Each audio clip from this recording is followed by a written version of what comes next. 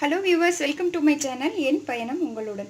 இன்றைக்கி நம்ம ஈஸியான சிம்பிளான ஒரு சில்லி கார்லிக் சீஸ் டோஸ்ட் தான் பார்க்க போகிறோம். அதுக்கு ஒரு 3 ஸ்லைஸ் அளவுக்கு ப்ரெட் எடுத்து வச்சுருக்கேன்.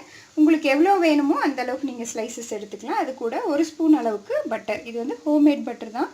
அது கூட இது வந்து அமுல் சீஸ் வந்து வாங்கி வச்சுருக்கேன்.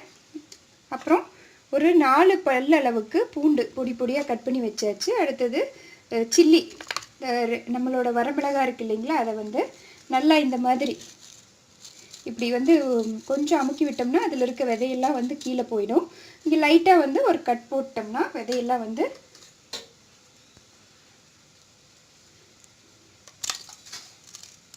இந்த மாதிரி விதையெல்லாம் வந்து விழுந்துடும். அதுக்கப்புறமா நம்ம இந்த மாதிரி சின்ன சின்னதாக கட் பண்ணி வச்சுட்டா அவ்வளோதான், நம்மளோட சில்லி ஃப்ளேக்ஸ் வந்து ரெடி ஆகிடும்.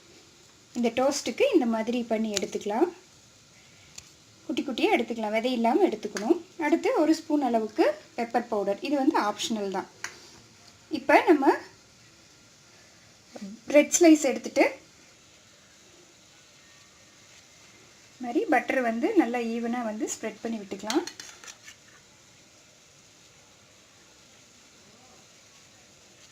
இதுவே வந்து ஒரு கம்ப்ளீட் மீலாக இருக்கும், ஹெவியாக இருக்கும் பட்டர் சீஸ் எல்லாம் போடுறதுனால.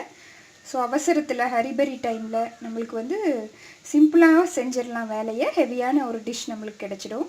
ஸோ இந்த மாதிரி எல்லா ப்ரெட்லேயும் அப்ளை பண்ணிக்கலாம்.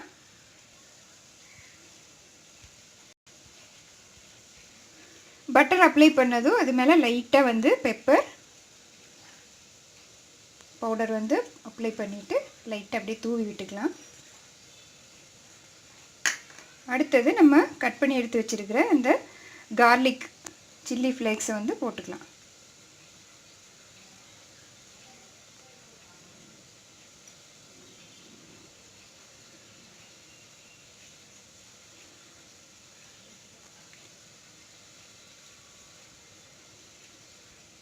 இது வந்து சீஸ் பிளாக் அமுலோடது தான் நான் வாங்கி வச்சுருக்கேன். இதை வந்து அப்படியே ஷ்ரெட் பண்ணி விட்டுடலாம்.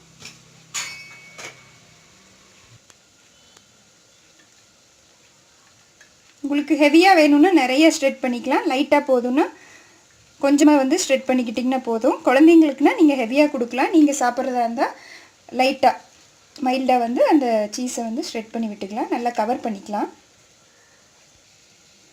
ஸோ நல்லா சீஸ் வந்து ஸ்ப்ரெட் பண்ணி விட்டாச்சு. இப்போ இந்த சீஸை நம்ம வந்து கடாயில் வந்து வச்சுக்கலாம். சப்போஸ் உங்கள்கிட்ட தவா இருந்ததுன்னா அதை வந்து வச்சுக்கலாம், இரும்பு தவா, தோசைக்கல், இதில் வேணால் வைக்கலாம். ஒரு 1/2 ஸ்பூன் அளவுக்கு வெண்ணெய் விட்டு நல்லா இந்த வெண்ணெய் வந்து மெல்ட் ஆகட்டும்.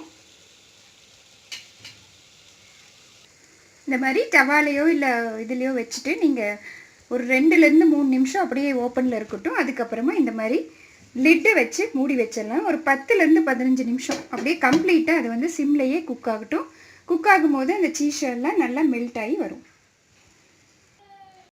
ஸோ இப்போ நல்லா குக் ஆகிடுச்சு. ஒரு 10 நிமிஷம் விட்டதில் நல்லா குக் ஆகிடுச்சு. இதை அப்படியே எடுத்து கட் பண்ணி பாருங்கள், நல்லா கிறிஸ்பியாக வந்துருச்சு, நல்லா ப்ரௌனிஷாக இருக்குது. ரொம்ப கருகிடக்கூடாது, கருகுனா கசப்பாயிடும்.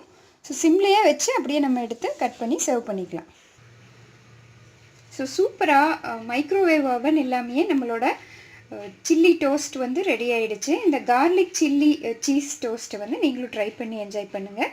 இந்த மாதிரி நம்ம ட்ரையாங்கிளாக கட் பண்ணி அப்படியே ஓப்பன்லேயே சர்வ் பண்ணலாம், இல்லை ஒன்று மேலே ஒன்று வச்சு அந்த மாதிரி சர்வ் பண்ணலாம். ஸோ இந்த ரெசிபி ரொம்ப சிம்பிளாக இருக்கும், ஹெல்த்தியாக இருக்கும், ரேராக வந்து செஞ்சு சாப்பிட்றதுக்கு டிலைட்டாக இருக்கும். ட்ரை பண்ணுங்கள். Eat healthy and stay happy. Thank you so much for வாட்சிங்.